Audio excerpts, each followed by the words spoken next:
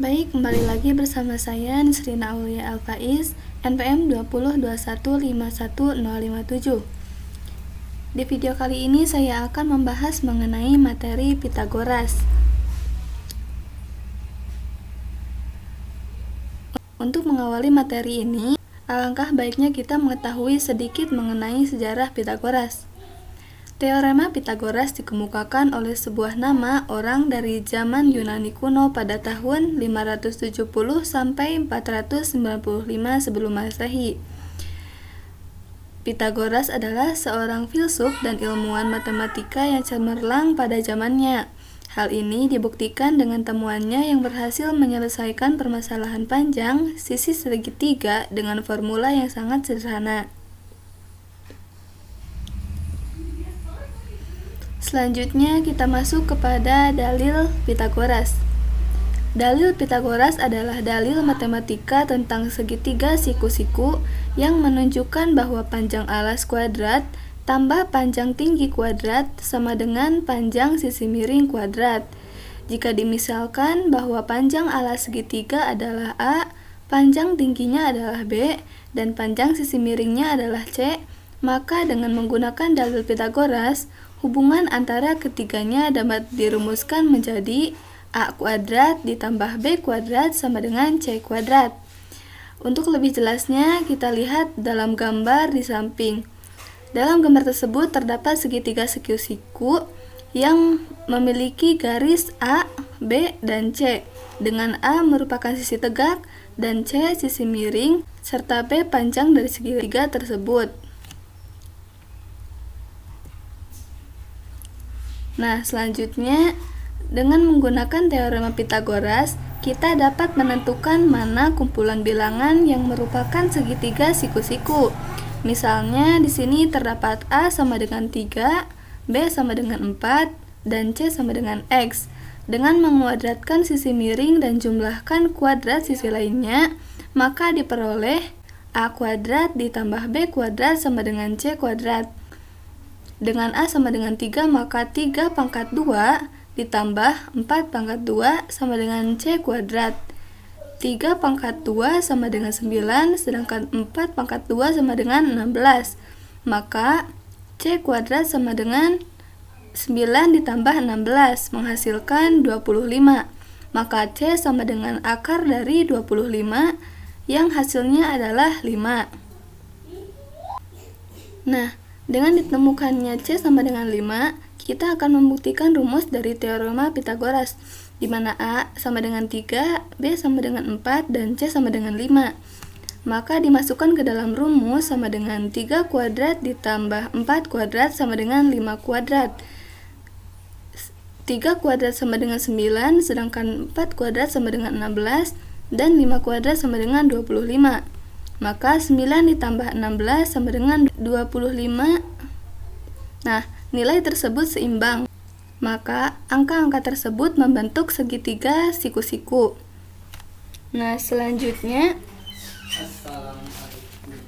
selain itu, dengan menggunakan teorema Pitagoras tadi, kita dapat menentukan apakah ketiga barisan bilangan tersebut dapat membentuk segitiga siku-siku.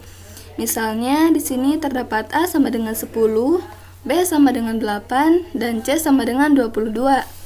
Dengan menguadratkan sisi miring dan menjumlahkan kuadrat sisi lainnya, maka diperoleh C kuadrat sama dengan 22 kuadrat, di mana C kuadrat sama dengan 484.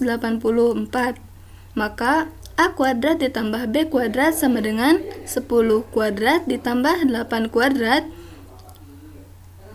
sama dengan 100 ditambah 64. Maka A kuadrat ditambah B kuadrat sama dengan 164. Karena 22 pangkat 2 lebih besar dari 10 kuadrat ditambah 8 kuadrat, maka segitiga ini bukan termasuk segitiga siku-siku. Nah, selanjutnya cara menggunakan rumus Pitagoras. Rumus Pitagoras adalah A kuadrat ditambah B kuadrat sama dengan C kuadrat. Pada dasarnya dapat dinyatakan dalam beberapa bentuk, yaitu C kuadrat sama dengan A kuadrat ditambah B kuadrat, A kuadrat sama dengan C kuadrat dikurangi B kuadrat sama dengan C kuadrat dikurangi A kuadrat. Untuk menyelesaikan masing-masing dari rumus tersebut, dapat digunakan nilai akar dari rumus Pythagoras di atas. Dalam gambar di samping, terdapat segitiga siku-siku A, B, C. Nah, jika kita mencari C, maka dapat digunakan dengan nilai akar dari rumus Pythagoras. Maka C sama dengan akar dari A kuadrat ditambah B kuadrat. Jika dicarinya B, maka akar C kuadrat dikurangi A kuadrat. Dan jika dicarinya adalah garis A, maka rumusnya adalah akar C kuadrat dikurangi B kuadrat. Selanjutnya terdapat triple Pythagoras. 3 bilangan asli A, B, C yang memenuhi rumus Pythagoras. Perhatikan bahwa jika 3, 4, 5 merupakan triple Pythagoras, maka 3K, 4K, 5K dengan K bilangan asli termasuk kepada bilangan Pythagoras. Nah, dari gambar di bawah terdapat 4 macam tipe teorema Pythagoras. Yang pertama tadi sudah disebutkan, sedangkan tipe yang kedua terdapat 5, 12, maka kelipatannya pun termasuk kepada teorema Pythagoras. Selanjutnya kita masuk kepada contoh soal. Yang pertama, perhatikan gambar berikut. Tentukan panjang BC. Nah, dari sini kita mengetahui bahwa panjang AC sama dengan 12 dan panjang AB sama dengan 15. Untuk mencari panjang BC, maka segitiga ABC merupakan segitiga siku-siku, sehingga berlaku teorema Pythagoras. Terdapat 2 cara untuk menentukan panjang dari BC, yaitu yang pertama, cara pertama yaitu standar, dengan BC sama dengan akar dari AB kuadrat dikurangi AC kuadrat, di mana AB sama dengan 15 dan AC sama dengan 12. Maka akar dari 15 kuadrat dikurangi 12 kuadrat sama dengan akar dari 225 dikurangi 144. Maka BC sama dengan akar dari 81. Akar dari 81 adalah 9. Kemudian cara keduanya yaitu dengan kelipatan. Karena 12 dan 15 dapat dibagi 3 dan hasilnya menjadi 4 dan 5. Maka dengan teorema Pythagoras, X sama dengan akar dari 5 kuadrat dikurangi 4 kuadrat sama dengan akar 25 dikurangi 16. Akar dari 25 dikurangi 16 sama dengan akar 9. Akar 9 menghasilkan 3, sehingga BC sama dengan 3X sama dengan 3 dikali 3, dengan X sama dengan 3 tadi, maka 3 dikali 3 sama dengan 9. Jadi, panjang BC adalah 9 cm. Selanjutnya, contoh soal kedua.